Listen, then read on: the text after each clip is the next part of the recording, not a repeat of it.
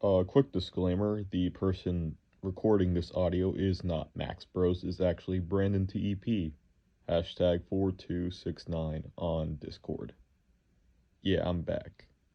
Additionally, many, if not all of the assets are subject to change. Remember, this is merely a propositional video for the developers to work off of. Whether or not they make use of any of the animations or assets, 3D or otherwise, is not for me to decide. Also, please don't badger the devs to implement any of the shown features. That's just rude. Oh, and this isn't a functioning prototype. I have no idea how to code.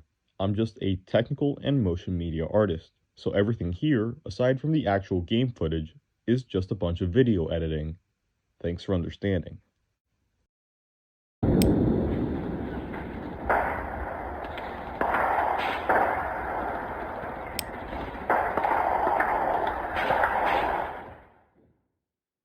Warbrokers is, by modern standards, an old IO game. It's evolved quite a bit over the years with the addition of new weapons, new game modes, and even a brand new homepage screen. Yet, a certain element of the games remains grossly outdated: the menu screen.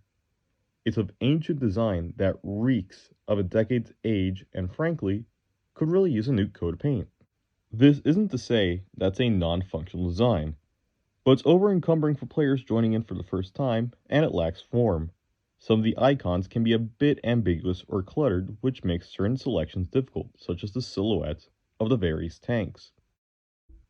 Reliance on the subtle nuances of each vehicle without significant features makes the navigation of the menu a bit frustrating for newcomers. With that being said, I've designed a new menu, based off pre-existing elements and assets. All in-game assets used will be displayed at the end of the video, which provides a plethora of new helpful features that the current design lacks. The first thing of note is the 3D element of the new menu. Players can interact with objects in the environment to find what they need. Players that are new to this interface will also have access to a set of quick menu options presented along the side. This can be accessed in-game, as well as by simply pressing M, turning your current game screen into a backdrop as you rifle through your various skins or weapons. Note how you won't be able to see large-scale 3D previews while accessing the quick menu in-game. The quick menu also serves as both a redundancy and a guide, so players won't get lost in the menu and miss potentially crucial options. Items that can be interacted with are surrounded by white highlights, and hovering over them will turn them green, as well as showing a small tag displaying exactly what they do. Exit crosses will be located in the top right corner of the menu screen to bring players back to the previous menu. Lastly, the play button is plastered big and bright at the top left corner of the screen and allows quick and easy access to the regional servers or to quickly change game modes or region. With that out of the way, let's start the menu tour in the character locker. Players can choose their skins, items, heads, flags, emblems, names, and emotes from there. The new design offers a much larger viewport for previewing character cosmetics, as well as being far less cluttered than its predecessor. The new design also makes it faster and easier to find different cosmetic options without having to navigate through a number of pages to find the item you want. If possible to add, players will have the option to favorite some of their most preferred options, forcing them to show up first. Moving on to the workbench, players can select their loadouts, as well as cosmetic options for their weapons. A small pop-up option along the bottom of the screen will bring up the player's current loadout. Each weapon in their loadout can be selected to bring up the menu for that weapon type and will be highlighted with a green frame. From here, equipping a weapon is the same as the old process.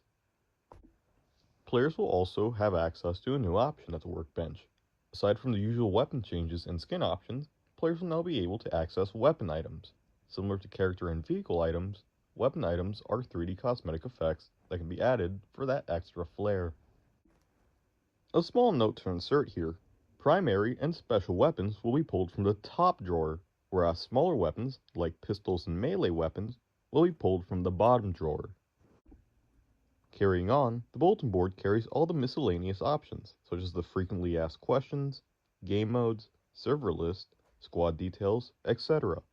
More astute viewers will have noticed that the settings are not listed on the bulletin board and are instead permanently attached to the bottom right corner of the screen, allowing for greater accessibility. Navigating the menu will be added to the frequently asked questions booklet, should questions about it arise. To begin a game, players can either click on the server booklet and hit play, or just hit play from the quick menu. There will be quick access to the frequently asked questions booklet in the bottom left corner in the form as a booklet with a question mark. Last but not least is the vehicle garage. Players can access this area by clicking on the doorway linking the two rooms.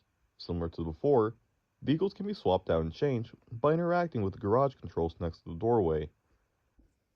Not only does this clear up the screen for the vehicle preview, but it also gives a description on the vehicle, allowing for players to have a much easier time recognizing which vehicles are which. Options for vehicle skins and cosmetic items are also present here. The most notable change is the massive preview that players now have access to so that they may look at their vehicles in all of its glory. The implementation of this new menu will allow for generally easier navigation and a more organized structure. The 3D assets shown here were made with a low polygon count, and all textures were applied via the use of pre-existing texture packs that are already being used in-game. 2D assets, such as many of the buttons that make up the UI, are made via scalable vector graphics, and as such can easily be scaled up or down for different devices, making it friendly for mobile device adaptation. In the future, the new menu may be modified for more appropriate holidays, such as the addition of fairy lights, hats, a different character on the chair, etc. However, this isn't to say that the current design is perfect. The walls are the exact same walls as the ones in game, meaning that they require an incredible amount of optimization for all the hidden faces between the themes. Time didn't exactly let me make an idle animation for the character sitting in the middle of the room, so he just kind of sits there awkwardly, lounging right now. A friend had a conversation with me in which we designed a more streamlined vehicle garage design, and there's also this stupid crack in the wall I somehow managed to overlook while making the environment. I only noticed it after I had done more than 10,000 rendered frames when I was shoving it into DaVinci to edit.